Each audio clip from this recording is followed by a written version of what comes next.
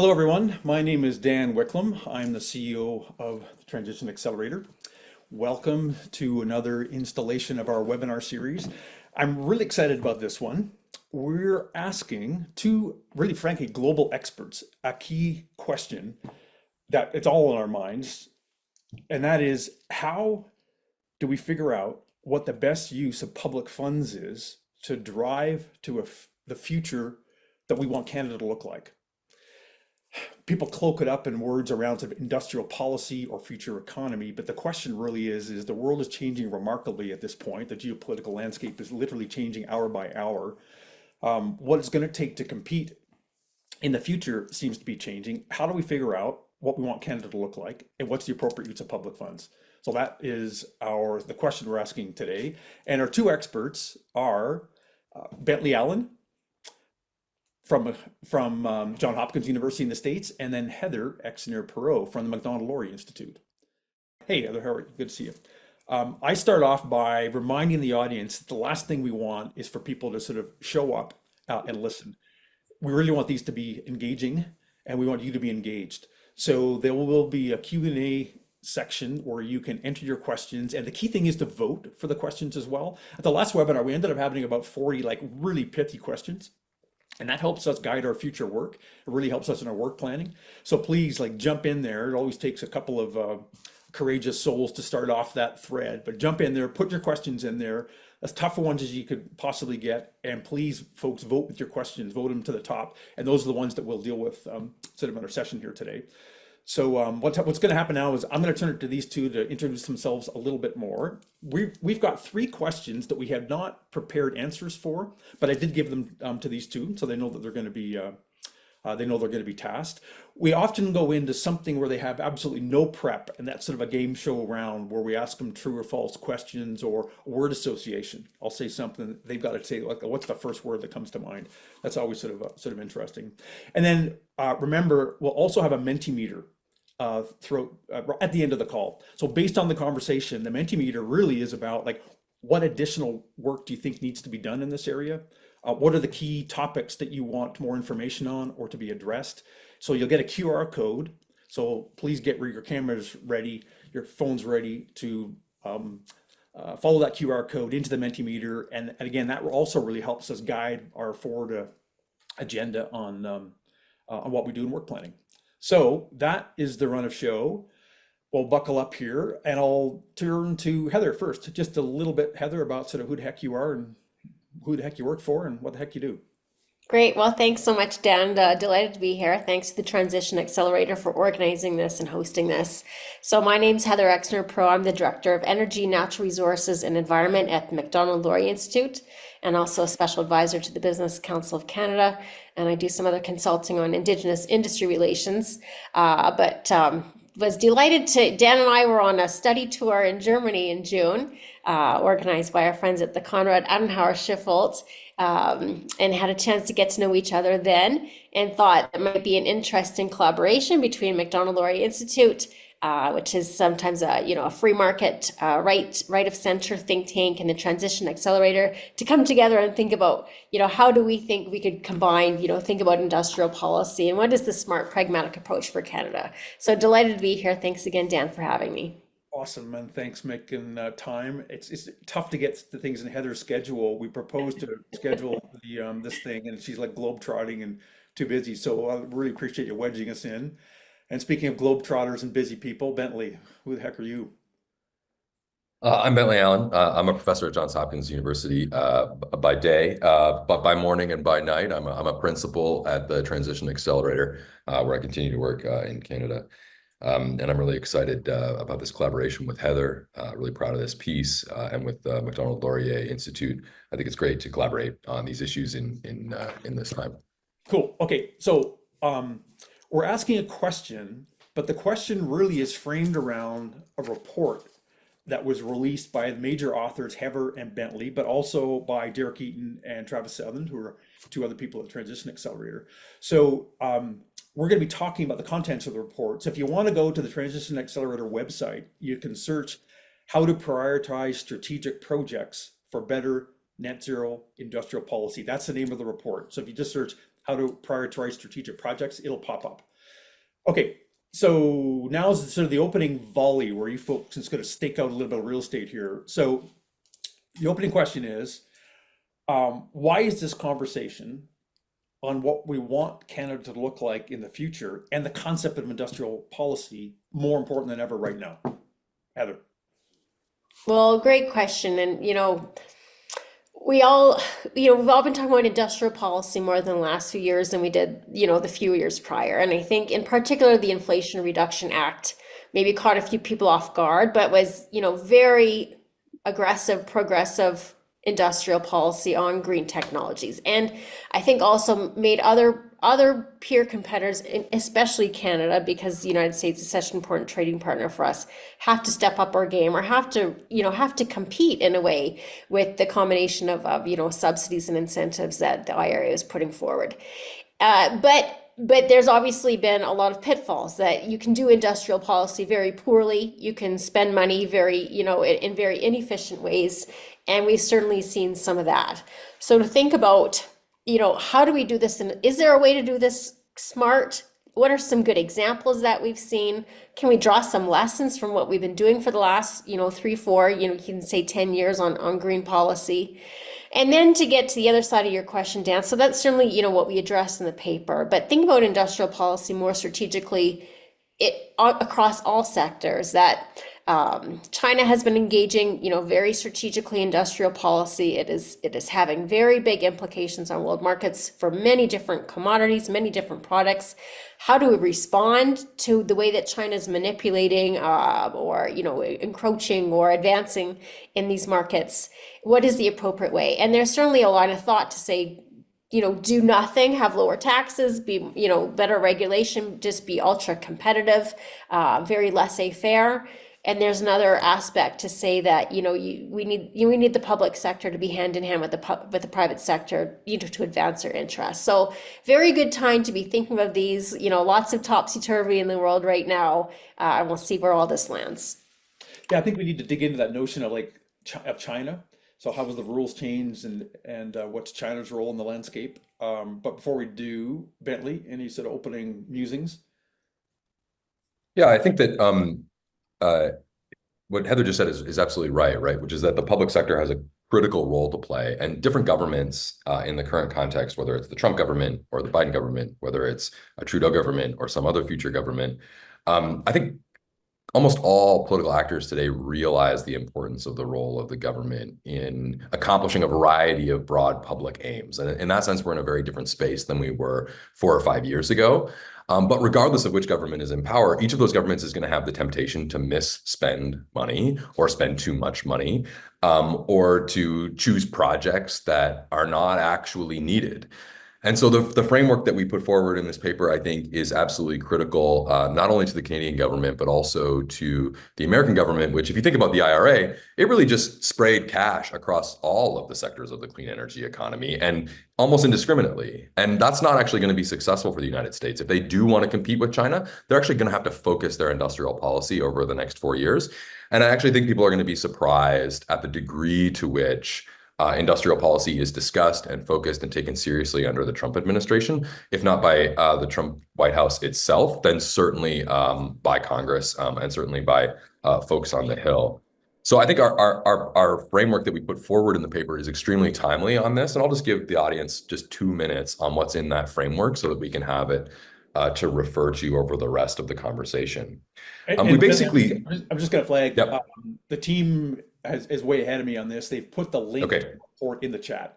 So if you want to download it as Bentley's talking about it, just go to the chat. There's a link. It's a great time to download it. There's no better time than now to go ahead and click that link. And don't forget that annual giving is... No, I'm just kidding.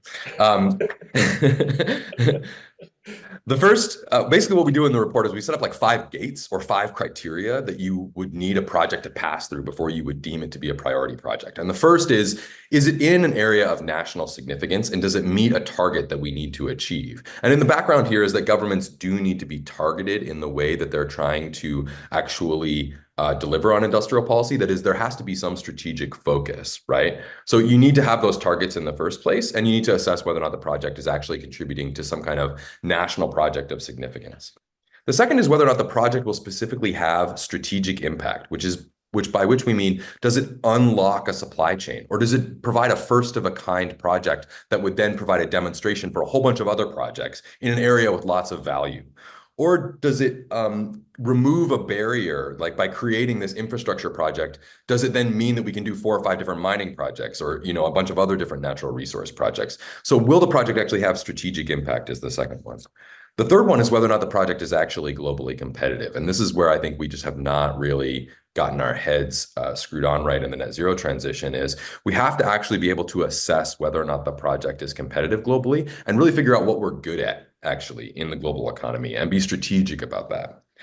The fourth is whether or not there's a regional contribution. We can think about the national contribution, but also there are specific regions of the country that are going to need to see themselves as having a place in the future geopolitical order of the world and of Canada's economic strengths. I'm thinking of places like Northern BC or Northern Ontario, places like Saskatchewan, which tend to be left behind in these conversations. But it's worth doing strategic projects in specific regions just so that they are part of the overall future. And the last test is financial test. Do the project economics actually warrant public support? This is the hardest one to do because you actually have to get into the numbers in a really detailed way, but it's something that the government really needs to be doing in order to have a realistic sense of not only whether public support is necessary, because the firm might just do it without their support. If the IRR looks good in project economics, why doesn't the firm just pay for it itself? If the government backs away from the table, probably that project is going to happen.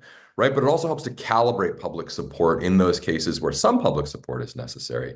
But it's hard to know exactly what number is needed. In those instances, you need good project economics in order to get things through. And the second thing I would say, besides laying out the framework, is that really this could be used in a more passive way by a government, or it could be used in a more active way. In a passive way, just as projects are proposed for, say, the Strategic Investment Fund or the Canadian Growth Fund or the Canadian Infrastructure Bank or any of these other pots of money that have been created or any future pots of money that are created, you can just use it as a passive way of assessing whether or not the proposed projects by the private sector are actually worth public support, right? As a passive set of, does it go through all these gateways or not? But also you could use it actively, right? You could use it for project origination. Right? We're going to go out and find a mine that delivers on the critical mineral strategy that meets these 5 criteria. And the government could actually engage in this as an active exercise as well. So the framework could be used in both of those manners. I think that I'm really proud of the work that we were able to achieve here. And I think it's a very clear and simple way of thinking in a rigorous way about how governments can calibrate public support. Cool. Okay, as always happens, we've got a couple of early courageous question askers in the Q&A there. So appreciate folks. And so, get in there, ask questions and vote for the ones that are already there. That's starting to trickle in here. I appreciate it. You know, as we talk about, this issue or the concept of industrial policy, let me just play devil's advocate. The naysayers will always come back and say governments can't pick winners and losers. Government's job is just to sort of set a general frame and they get the heck out of the way. What would you say to those folks? I can start, and since Bentley just gave a great description, and my my think tank is very free market, kind of perspective. So I have a lot of sympathy for the fact that governments are quite poor at picking winners and losers. But I think there have been cases, and also like the oil sands, can-do reactors, Right, those kind of right. things that I love, Yeah, would not have yeah, happened yeah. without some public sector push. And when I think about SMRs, another thing I think very much about critical minerals, in a lot of cases, for example, SMRs, where you're talking about first of kinds, and it's Right. very risky for the private sector and for investors, and they won't come in for that first of a kind. But it's a great idea. We have some advantages there. Um, that for me is a good case, and the reason I came in on this report with you guys, and the work that you did is the staging that Bentley just described are so obvious when you look at it. I don't think it's left or right or partisan or It's it's just so smart. obvious. Yeah, Yeah, right. it's just so simple and obvious. And maybe, you think, oh, of course, but we have to put it down on paper to realize how Yeah. obvious it is. And so there are some things that just need to be de-risked that do go to the public interest, that do provide a public good, or do help our economic or national security. We can talk about, we'll talk about EVs and batteries and climate change as one, but is there a role for the public sector in civilian life? Yes, there is. And so I think we're trying to, describe some parameters in which that is obvious. I mean, sort of like the way you frame it. Yeah, it is obvious. I'm making your co-author, so that's not a denigrating statement, but it does mean it's easy, and it does mean it's being done, right? I think is the real issue, right? Bentley, any thoughts on that? No, I think that Heather said that extremely well. I think that the only thing I would maybe defend, right, is that actually we're not that bad at picking winners. And the other thing is that we've really allowed our strategic capacities in governments across the West to completely atrophy because we believed this idea that everything was done by the free market, right? And we almost lost this knowledge that we had about our own history, right? This Canadian tradition of industrial policy that we have had, which built up our mining sector, our forestry sector, our nuclear sector, and our oil and gas sector. We lost our own understanding of our own history in that and the critical role that the public made in that. That doesn't mean that the bureaucracy should be controlling, everything about an economy, but that's not what's at stake here, right? What's at stake is that we're in a very competitive global economy, and our firms will simply not be competitive unless they have strategic support from multiple levels of government. And so we actually have to step up. And I don't think we can allow we can't allow ourselves to be excused from participating in that broader race, right? We have to find the smartest possible way to engage in it. And that's why writing down obvious things is an incredibly powerful tool because we actually just have to up our game. And this is the first step, right? Is to be really clear and strategic about what we're doing. Okay, I think a little bit of the elephant in the room and that notion of upping your game is like, what game are we in? Like, how has the world changed? And that's code for really two things in my mind. Well, lots of things, but let's talk about China. That's an open-ended question. Yeah. How has China done this well or not well? And what are the implications of us for us in the future? And then the IRA in the States and the US and what's likely to happen given the recent election results south of the border. But China, Heather, you and I have had lots of chats about China. I know you got some strong feelings, which I happen to really agree with. But why don't we start with you? Well, yeah, I mean, yeah, and I've said this before and we've discussed, but everyone wants free trade with China, but there is no free trade with China. And they Right. manipulate the markets and in many obvious ways, in ways that both liberal and conservative governments in Canada recognize. Obviously, the United States, the European Union, um, and in critical minerals, and especially in the supply chain for lithium-ion batteries, solar panels, and EVs, which is a particular, a very well documented, described by the Chinese area of strategic focus for them. So what does that mean for us? On critical minerals, it means that we need some industrial policy, and where we did just leave the market to do its job for 30 years has meant that so much of our manufacturing capacity and our critical mineral processing facilities owned by China is dominated Right. by China. And that is obviously not our interest. And now we've recognized that. I think the COVID crisis showed us how vulnerable our supply chains were. The Russian invasion of Ukraine doubled down to show how that can have a security implication.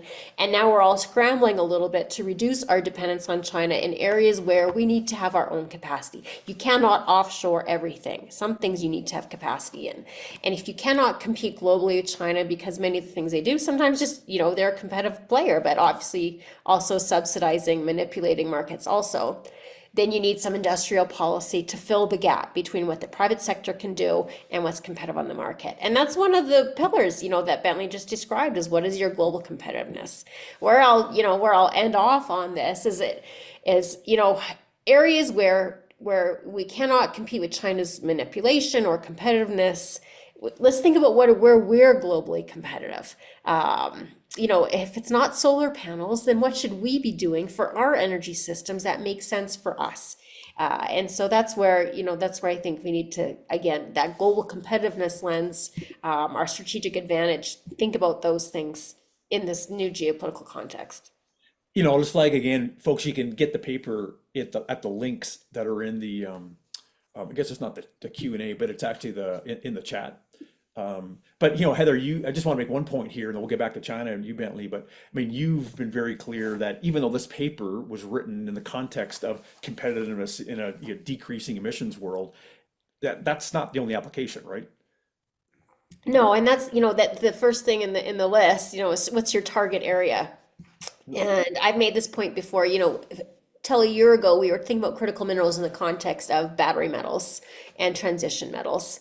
And in the last 6 months, all I've heard is defense metals and defense industrial Right, base. right.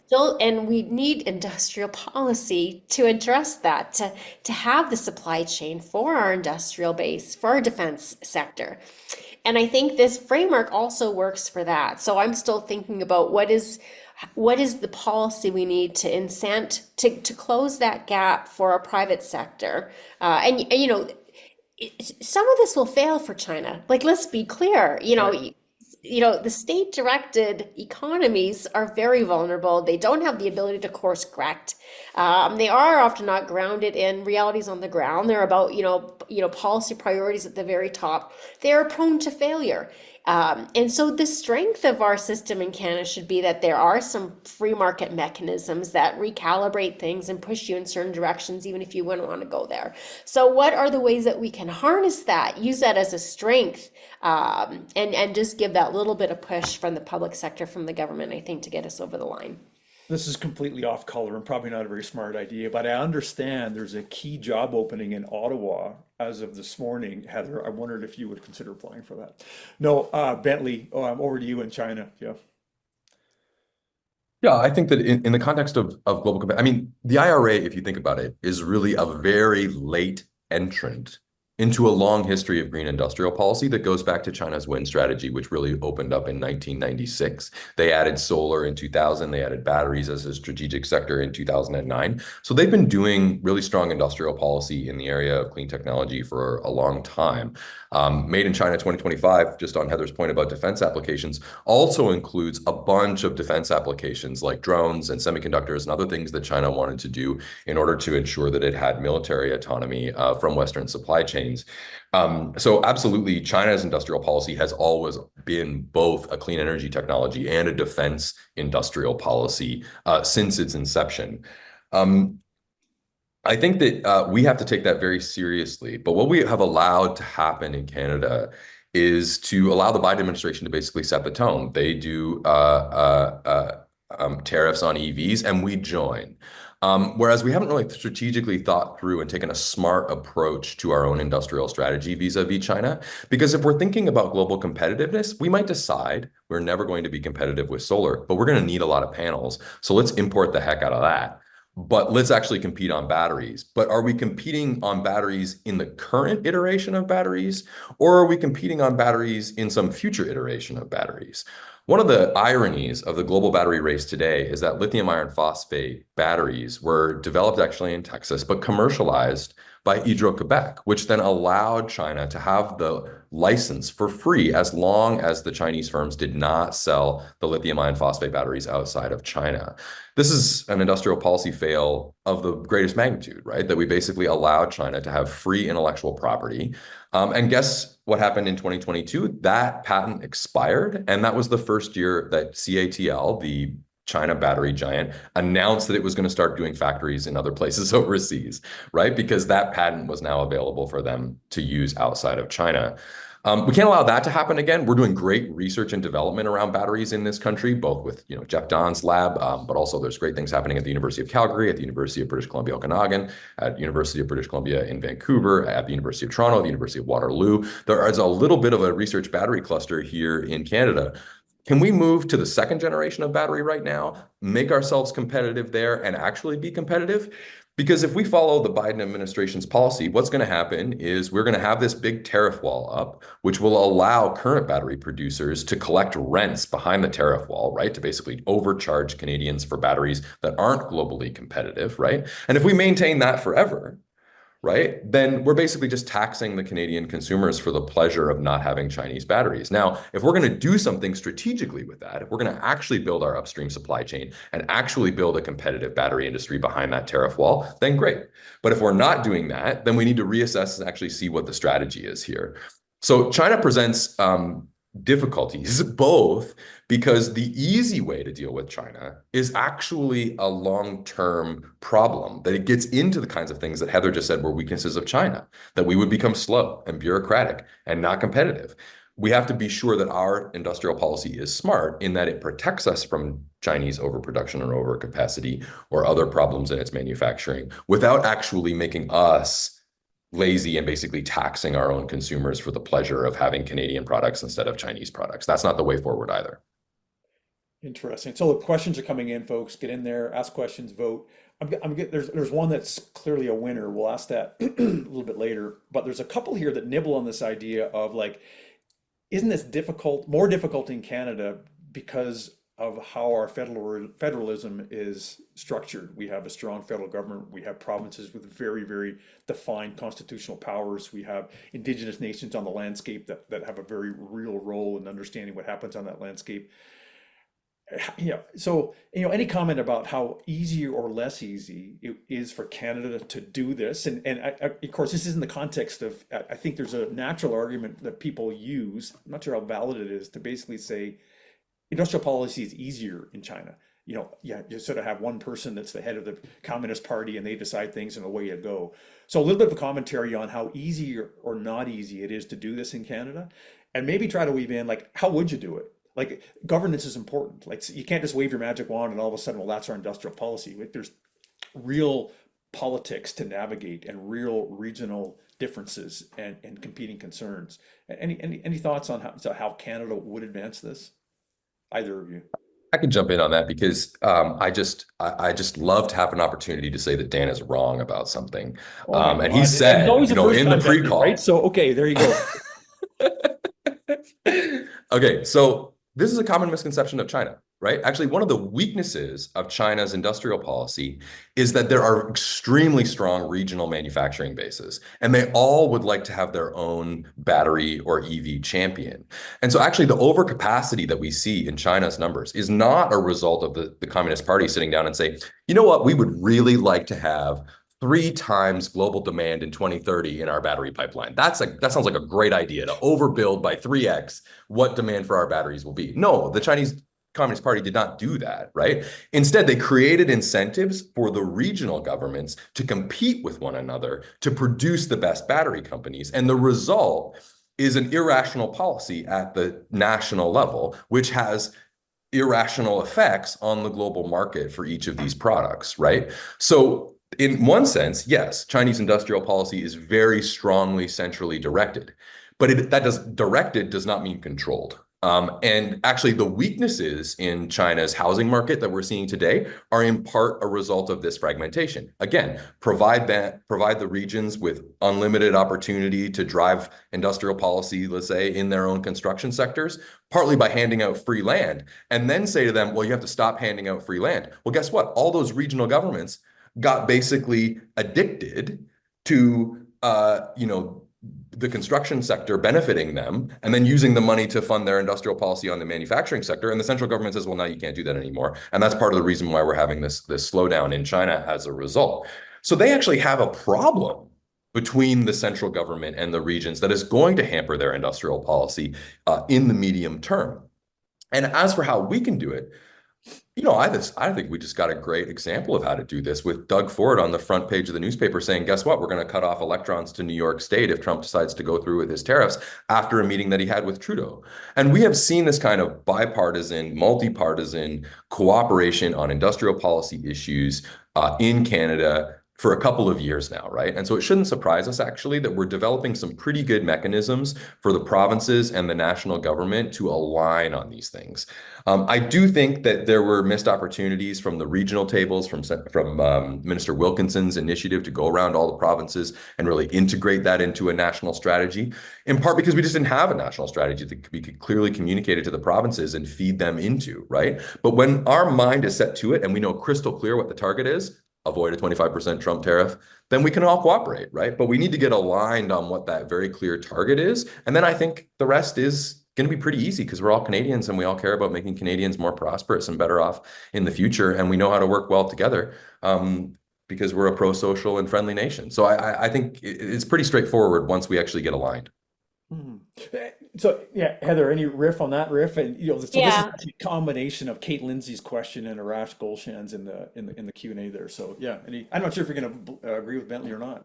I mean, I disagree in some way. I don't think it's that easy, and I don't think we've been that good at it. And on the tariffs, I think has been exhibit A of, the premiers and the PMO, not being on the same page and not trusting each other. And don't have to believe me, believe Krista Freeland in her resignation letter today to say that, we're not united and there's a lack of respect. But I do want to finish positive. We do have a problem, and we are seeing our corporate sector and people moving towards rent seeking. Sometimes the first question is, can we get government money for this initiative, for this project?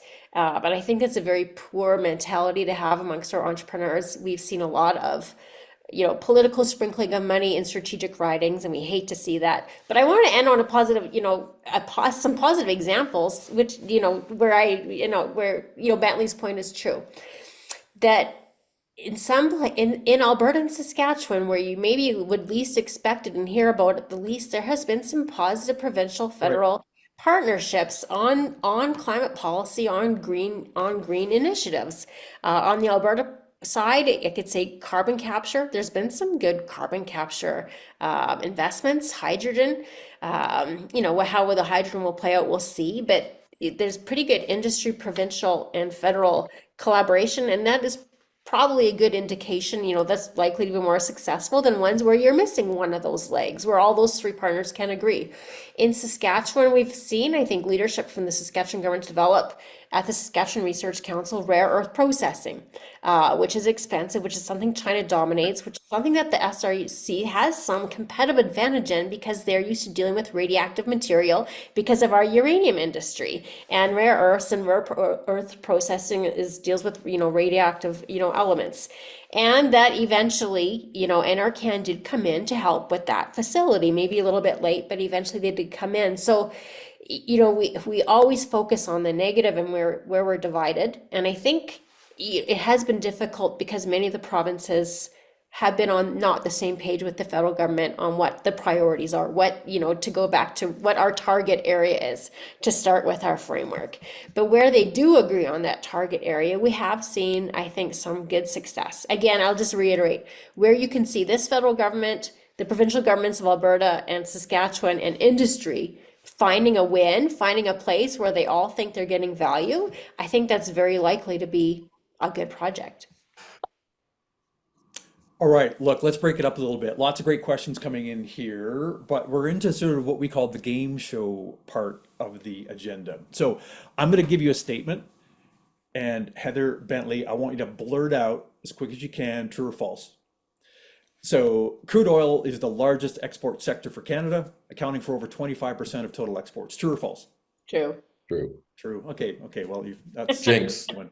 What's She that? can't answer the next one until I say her name 3 times. That's what my 9-year-old says. Oh, is that the way it works? Okay. Yeah, that's it. I jinxed her.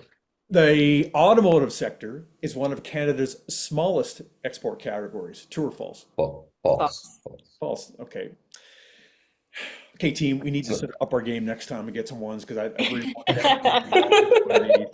I have the export table memorized. You can ask me 1 to 10 ranking. I'll Yeah, score okay, that. Bentley, yeah, that in April, gold almost surpassed auto manufacturing because gold was on a rip, and that was a very interesting month.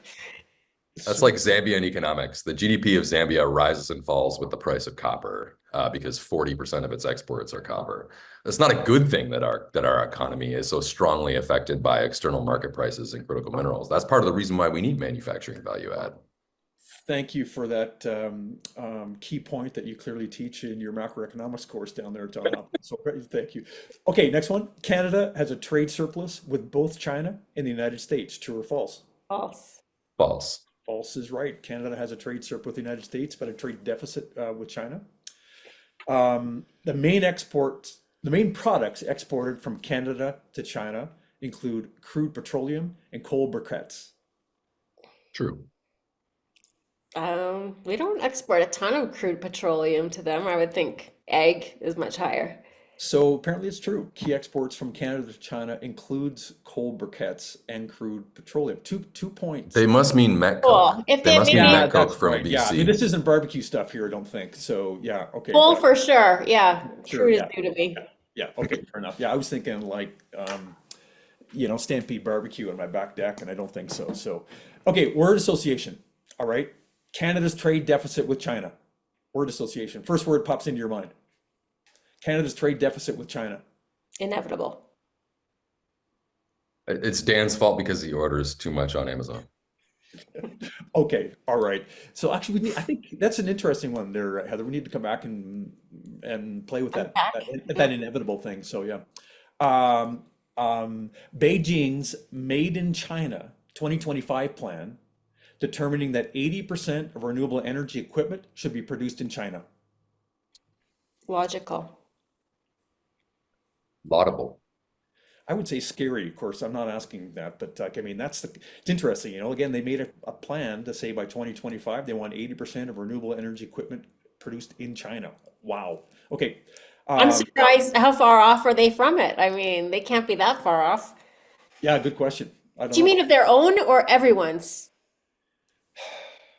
Okay. See, I took it to Now mean you're, their own, in which case, of course, but maybe if you mean everyone's, yeah, then that is scary. it's actually a good question. Team, can we take that on? And we will, at the next webinar, we'll come back and we'll answer that question. I don't have it at the top of my head at all there, but really good question. Yeah.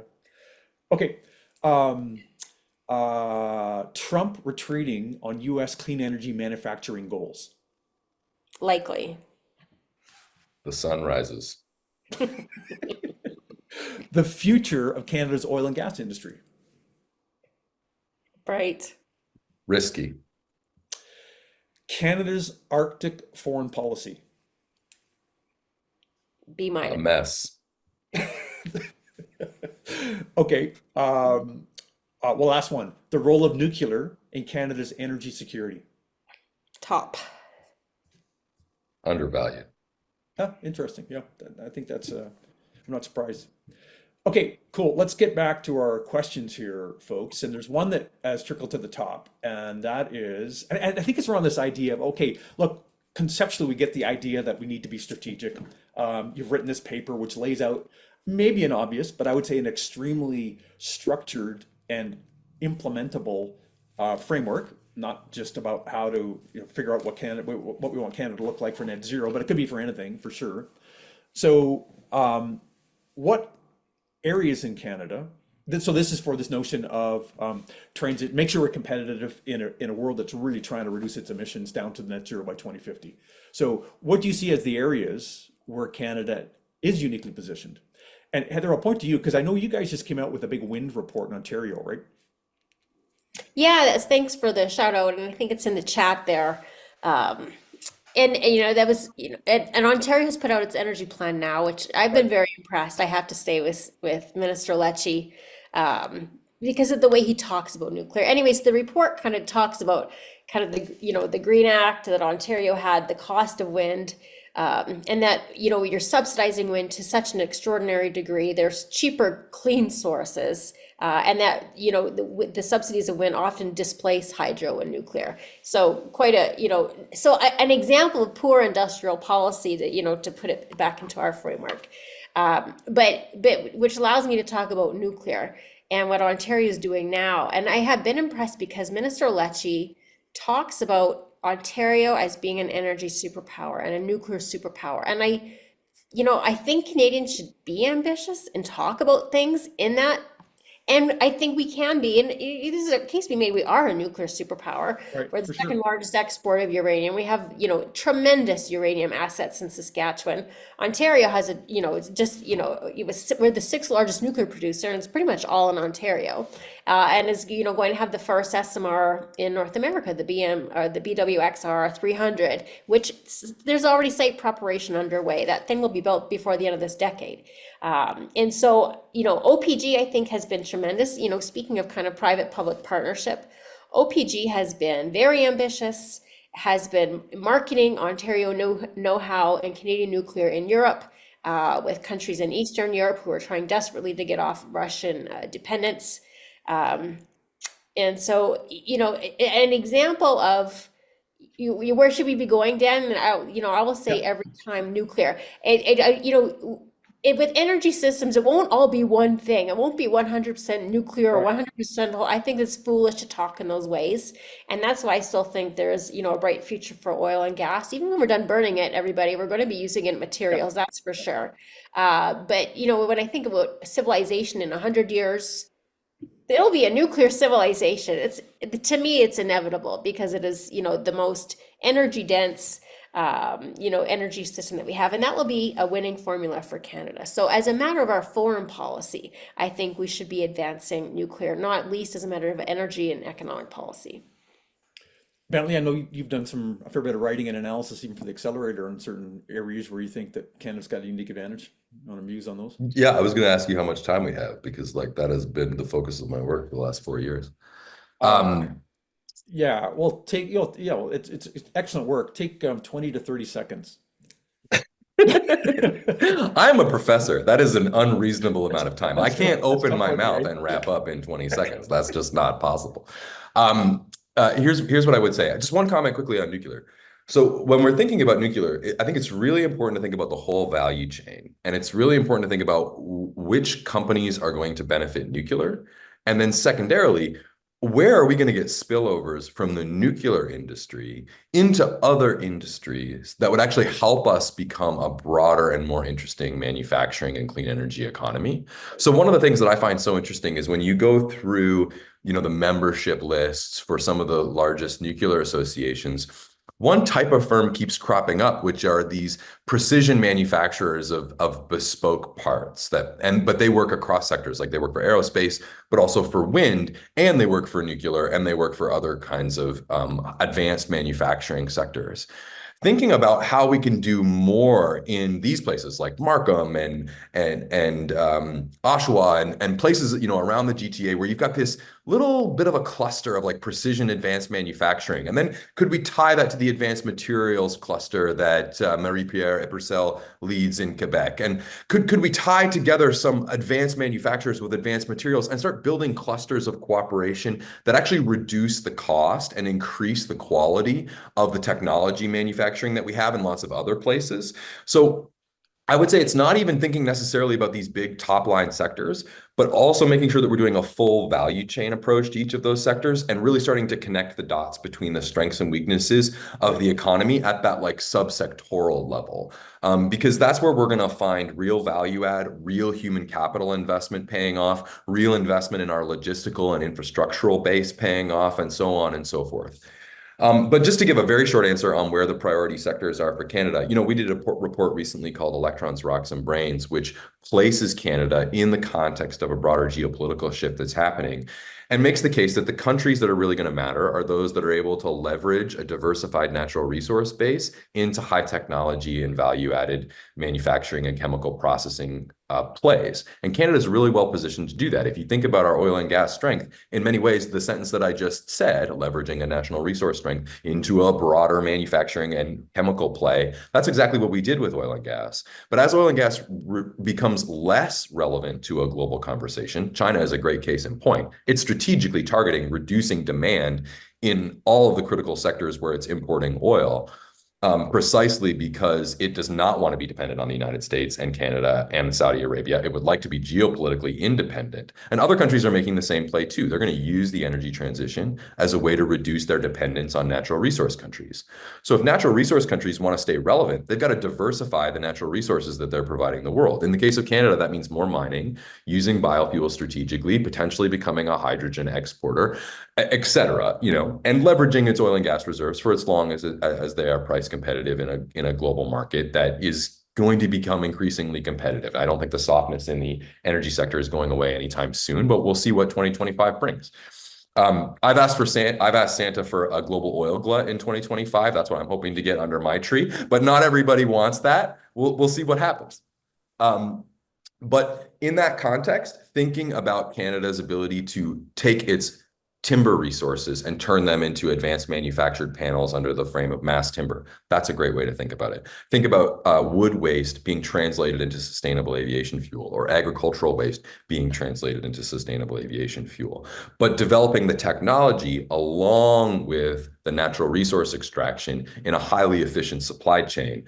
These are the best opportunities that Canada has in the energy transition, on top of batteries and EVs, where we've got to transition the legacy industry that we've got to transition, and other sectors. But I encourage you to just check out your website. If you click on my name, like everything that we've written over the last 4 years on the Transition Accelerator website has something to say about this question. Cool. Okay. First of all, thanks to Ralph Torrey. People might recognize Ralph's name. He's been sort of a long time top of the game policy guy in the country. He did a little bit of research there and says in 2023, I'm looking at the Q&A, it was actually an A, not a Q. Canada exported 10.5 million tons of thermal coal to China, which was about a 25% increase from the previous year. And that this accounted for 21% of Canada's total coal exports to all destinations. So thanks, Ralph. And then Kevin Heel, thanks to you, he did a quick search and your question, Heather, about that 80% of the world's solar panels, including key components like polysilicon, ingots, wafers. That's the global supply from China, not the domestic supply from China. So question answered, and I would say maybe intuitive, but also just as scary to be from my perspective. So, hey, so team, We should do a whole webinar where we just ask the audience questions and get them to do research for us. That's This is a new not a format. bad thing. A little, that's innovation, on the fly here. So, but Transition Accelerator team, could you folks pull up the Mentimeter? We're going to keep talking here, but what this part of the webinar is, folks, is please take your phone out and vote into this Mentimeter. And this is really about like, where do we want to take the conversation from here? It will help us do our strategic planning, I think, both in the Transition Accelerator and MacDonald-Laurier Institute. So it's, this will influence not only our work, but also where do we want to take webinars. So we've got some indication in the chats, but this will actually, I think, give people sort of a more formal way of, thinking and voting on like what next. And I think from our perspective, these webinars can't just be sort of chatting. We need to use them as a tool to move the yardsticks, and really sort of advance the strategic agenda. So this is one of the tools that we use to harness your collective thought on, where to next. So, okay, look, that is great. I'm just going to go back into the questions here and so what about musing, Bentley, Heather, on either really good examples of industrial policy where a project, without maybe knowing it, has sort of been challenged by the criteria you have in the paper, and the answers, and maybe with or without knowing it, have come up positive, and there's a great project going. That's a good one. And frankly, maybe examples of bad projects that maybe should not have been funded, in your opinion, based on the application of the criteria. Any thoughts on that? It's a very open-ended. Yeah, I actually think that the first project that came out of the Canada Growth Fund, which was to provide financial support for Ever's first commercial scale advanced geothermal, I think that's that's an excellent first project for the Canada Growth Fund. And I think it would have cleared the 5 criteria that we laid out here, in the sense that, you could think about the target sector as being broadly producing clean energy, right? The second is that it has strategic impact. It's a first of a kind project for a new technology that we're not exactly sure how much energy it's going to produce, but we know it's going to produce a bunch of clean energy. It has regional significance because ever's coming out of Alberta. It's promising to transition a bunch of oil and gas human capital, but also the drilling rigs and also the expertise in terms of laying metal in the ground and all of that sort of thing, as well as building a base for heat exchangers and complex machinery in a geothermal plant, which has a broader need. And I think global competitiveness, there's a great case to make here that ever is on the cutting edge of the new wave of geothermal. So I think that there was really strong, a really strong case that that was a project that ticked all the boxes. So I was really pleased to see that project. As far as negative cases, I could give a lot more. I think that we spent a lot of time in this country, especially under the Strategic Innovation Fund, which was really trying to incentivize GHG reductions per dollar, which meant that we were doing a lot of projects that maybe weren't actually net zero compatible in the end. You look at, for example, the big steel project by ArcelorMittal in Hamilton. First of all, ArcelorMittal did the same project in Corpus Christi without any public support. It converted its blast furnace in Corpus Christi to natural gas without any public support. So we basically subsidized it to make a business as usual decision. And it's also not net zero compatible necessarily. They said that this blast furnace was hydrogen ready, but now they're saying they're just going to run it on natural gas for quite some time. So was that a net zero compatible pathway technology? I'm not sure. So we spent a lot of public money on that project, and I'm not sure it's one that would have cleared the 5 criteria. Cool. Heather.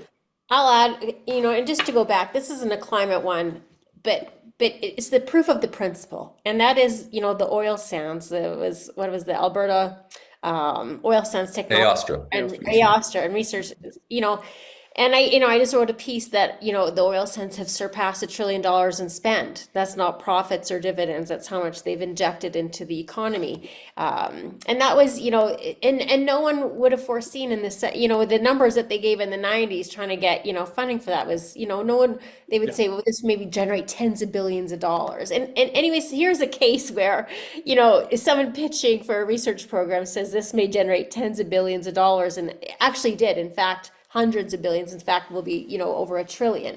So just that these things can work, that there can be a role for government. We've seen that happen. The other one I will give is just a private sector led one. And that's, Termline. If you haven't heard about it, Termline has led this, and they have an emissions testing center in Alberta, and it started again as, inspired by the carbon tax, I have to say, where there is a price mechanism to want to reduce methane emissions, as well as some regulatory was put on top of that. But where there, it makes good business sense to reduce your methane's emissions in the oil patch. And they have created an accelerator, basically, where they allow kind of startups to test their particular ways to reduce methane emissions on their facility, and then it's, it's a pilot right there of what they're trying to achieve, and it has led to commercialization. It's led to actual ways to implement methane's reduction. And again, did or not, now I think the public sector and Prairies Can and Alberta have come in with money after, but after it was already a success, after the principle was already proved out, which is to say that when there is, just the easiest, industrial carbon pricing mechanism, that does spur the private sector to look for the cheapest ways to reduce carbon emissions, cheaper than I think regulation normally does. It's interesting. I've got a history with oil sands. I launched and then ran something called the Canada's Oil Sands Innovation Alliance for 7 years, which when I left and was almost immediately rebranded in something called the Pathways Alliance. And so in those 7 years, I heard lots of stories around that Aostra, which I think many people on the call will be familiar with it. But for those who aren't, like almost literally, Premier Lougheed, the old ex-premier of Alberta, woke up one morning and said, we only mine oil sands from the surface. There's no technology where we can get oil sand deposits at depth to the surface to unlock that value. And none of the industry wanted to invest in it. So it was literally a government 100% funded thing early on. And then over time, as the technology got de-risked and they sort of advanced towards a viable business model, industry gradually, took over. And but the interesting thing though is that the narrative changed inside of industry. So industry now thinks they remember it as their idea, and they claim 100% victory on that one. But it was actually 100% government on the front end, and that's why I think it is a good example of shining of example of what can happen. Doesn't mean that, of course, all the public sector projects or initiatives work, but neither do the private sectors, right? So The U.S. fracking industry is almost the same story oh, really? in that basically FERC, so the Federal Energy Commission, created a pipeline network for natural gas as a service to the firms. They demanded it, of course, they wanted to do it. And then FERC put a toll on using the pipeline, right? So it charged the firms to use it. And then they put that into a publicly funded entity called the Gas Research Institute, which then funded hydraulic fracturing experiments and horizontal drilling experiments. And everybody watched those experiments happen in public for 25 years. And finally, this guy, George Mitchell, who'd been paying attention to all of this, saw that this technology was going to work and bought up all of these great land rights on shale gas formations. And so he gets rich, and the hagiography is now, well, this one guy was a genius, and we have to give him the credit for figuring out how to do horizontal drilling and hydraulic fracturing and the combination thereof. And we tell the story that way, and it's told this way in Daniel Yergin's book. But the real story is actually that public money was used to basically de-risk and prove the technology, which then the private sector took off and ran with. So it's exactly the same story, basically, with the same twist that the firms forget the history. And that brings me back to like my initial point of the webinar, which is like we've forgotten our own history on the tradition of Canadian industrial policy, and we've forgotten how to be good at it. And we have to remember. We have to remember right now. Cool. I'll just flag that, Bentley, you gave an example of a good project that sort of would meet the test of the 5 criteria. And then we had a question in the Q&A there. Could someone give us more information about that project and that company?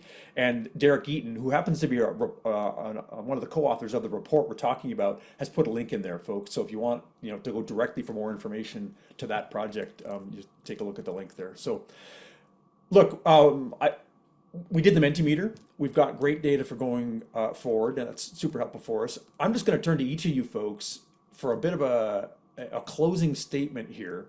And maybe it's open-ended, like where to from here? You've written a report that lays out a framework that, like every scrap of feedback that we've got on this, from ourselves, our network, our MacDonald-Laurier Institute's network has been, yeah, this makes sense. I mean, we need to do this. So the question is sort of like, how? Like, what are the next steps to advance this? Because I think the stakes are really high. That's, the whole first half of the webinar was around like, we're getting our ass kicked by much of the world that does a better job of this than us. And what does that mean for us? So where to from here? Yeah, I can start so Bentley can have the last word. But we're going to very different times, with the Trump administration, likely a Poilievre government here, a lot of other right-wing governments. And I think the green industrial policy that we've seen in the last 10 years is not going to go on as it has because a lot of mistakes were made and it was very expensive. And it is competing with other priorities now, especially on the security front. And there's only so much money. And so the question, why I'm involved in this, Dan, and why I think MLI should be involved is what does this look like from the right of center? And I believe, and I've written about this, about Alberta, to me, it provides a good example. And I know there's probably some viewers that'll think, oh, do they? But has used that industrial carbon pricing, which they led for the first jurisdiction in North America to sign industrial carbon pricing in 2007, has used it to fund emissions reduction in Alberta and otherwise that have created a real great, carbon tech sector and funding for that and incentive to do, of course, not perfect. And I can point out things they've done imperfect, but Alberta has led a lot of Right. industrial policy and carbon tech a lot. And it's just that it works with oil and gas instead of against it. And I'll note they also put out, again, what is our competitive advantage in Canada? This bounty of energy, which a lot of other countries don't have excess energy right now, and put out a data center policy last week, Right. which is one that doesn't rely on subsidies, but is trying to put the regulatory, the framework, the regulatory framework so that business can move at the speed of business, so that it helps, that it provides certainty, that it provides the governance to have these things done in a legal and a way that gives credibility to their investors. So I would just, I would hate for the federal conservatives to go completely laissez-faire. Um, on all these things, we need to be smart and strategic as a nation, as a G7 nation, as a NATO nation, on a lot of things. And I think, it should be private sector led for sure.